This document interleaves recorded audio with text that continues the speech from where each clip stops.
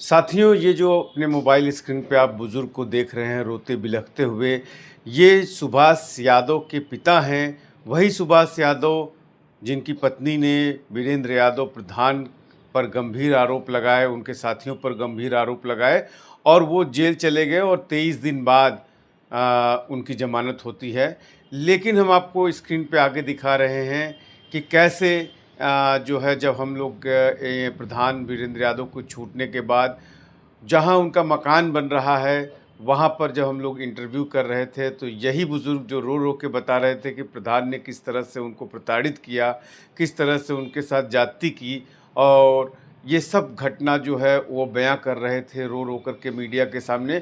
वही किस तरह से इंटरव्यू शूट होते समय बिल्कुल प्रधान के सामने खड़े हैं और हम दिखाना चाहते हैं कि कैसे तरह से ये प्रधान की बातें सुन रहे हैं, प्रधान भी इनको देख रहे हैं, लेकिन प्रधान हमेशा की तरह अपने बयान पे टिके हैं कि मैंने उस महिला को नाखून तक से नहीं छुआ और अगर छुआ हूँ तो ईश्वर की शपथ लेते हैं कि मुझे कड़ी से कड़ी सज़ा मिले। लेकिन वहीं पर आप देख सकते हैं कि प्रधान बड़े बेबाकी से जो है इस इंटरव्यू में बताते हैं कि किस तरह से उन्हें फँसाया गया, किस तरह से उनके साथियों को इसमें फँसाया गया और काफ़ी कुछ उन्हें इस बीते 23-24 दिनों में काफ़ी कुछ झेलना पड़ा। तो आप भी देखिए कि जिस बुज़ुर्ग ने प्रधान पे गंभीर आरोप लगाए थे और प्रधान की कहानी प्रताड़ना की बताते-बताते वो रोने लगे थे और हम लोगों से इंटरव्यू में क्या कुछ बताया था उन्होंने और इन सब के बावजूद आप देखिए कि वो प्रधान के साथ खड़े हैं, न सिर्फ खड़े हैं बड़ी बेबाकी से, वहाँ सारी बातें सुन रहे हैं और उन्हें किसी प्रकार का डर भय भी नहीं लग रहा है। अगर वो जो पूर्व में दिए बयान पर अगर देखा जाए उनका तो प्रधान को जिस तरह से उन्होंने पेश किया था कि प्रधान बड़े ही आतंकी ढंग से इस घटना को करते हैं और तमाम चीज़ें।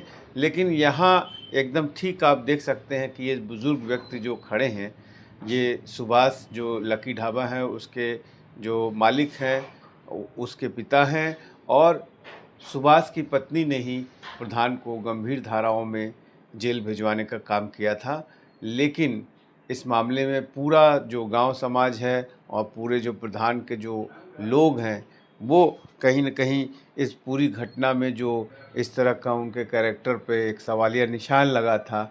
हालाँकि अभी ये मुकदमा ख़त्म नहीं हुआ है, सिर्फ़ बेल हुई है, लेकिन अभी ये मुकदमा कब तक चलेगा, क्या कुछ होता है, ये तो वक्त ही बताएगा।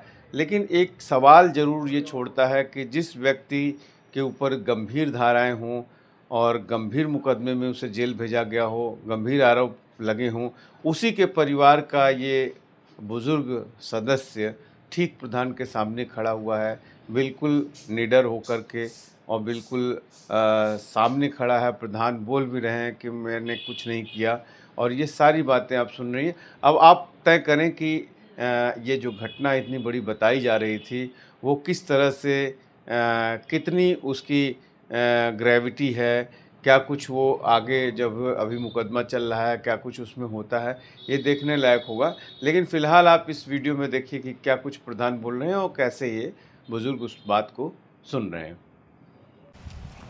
दूरी बना लेंगे या छोड़ देंगे तो ये कभी हो नहीं सकता। अनुराग के मामला में मैं जुड़ा हूँ जैसे ही 7 तारीख को तारीख में जैसे मैं लड़ाई लड़ रहा था कचहरी में अनुराग हत्याकांड का, वैसे ही लड़ेंगे और सच्चाई तो दुनिया जान ही रही है कि हम किस किस्म के हैं। देखिए, किसी के अच्छा लगाने से ये चीज़ें सत्य नहीं हो सकती। हम तो कह रहे हैं कि बजरंगबली यही सामने है, नाखून तक नहीं लगा है उन्हें। अगर नाखून लगा हो या नाखून टच हुआ हो उनके शरीर में, ये चीज़ें अगर बजरंगबली के सामने दोनों लड़के लेके बोल जाएं, वो चीज़ 23 दिन नहीं, 23 दिन जेल नहीं काट के आए हैं, 23 दिन काट के आए हैं और 23 साल काट देंगे हम, अगर वो कसम खा जाएंगे। और हम भी कसम खाएंगे कि अगर नाखून मेरा टच हुआ हो तो मेरा पूरा परिवार और पूरा विनाश हो जाए। अगर मेरी वहाँ पंच द्वारा बात हुआ था और पैसा का कुछ लेन देन था। हाँ ये चीज़ है, अगर गाली गलौज के कहे होते तो ये हम मान लेते कि चलिए भाई मैं पैसा था, मैं मांग रहा था, ये चीज़ें यहाँ तक। लेकिन जो ब्लाउज वाली बात है, आप किसी से आप यहीं पे पूछ लीजिए कि उन्हें अगर हम टच किया हूँ तो वो चीज़ें अगर कोई कह दे सच्चाई तो वो चीज़ें हम मान सकते हैं। आपके ऊपर तमाम मुकदमे हैं। पुलिस जब आप जेल चले गए तो पुलिस ने विज्ञप्ति जारी की, 17 मुकदमे आपके दिखाए कि 17 मुकदमे अपराधी के शिकार में, लेकिन उसमें कैरेक्टर से जुड़ा ये पहला मुकदमा था जिसको आप चैलेंज कर रहे हैं कि हमने टच तक नहीं किया। और इस तरह से क्या कारण हो सकता है इतनी गंभीर धाराओं में आपके अंदर? क्या राजनीतिक द्वेष था, क्या था? देखिए हमारे साथ में ये होता है, जैसे 2 दिन पहले पार्टी भी हुई थी, वहाँ पूरा षड्यंत्र रचा गया था। लेकिन बैठ जा ए बाबू, बैठ जाओ।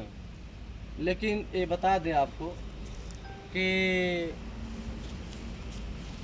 इस तरीके से राजनीति हुई थी, जेल जाने की कोई ऐसा था नहीं। लेकिन राजनीति एक जैसे नहीं कहा जाता है कि किसी साथ षड्यंत्र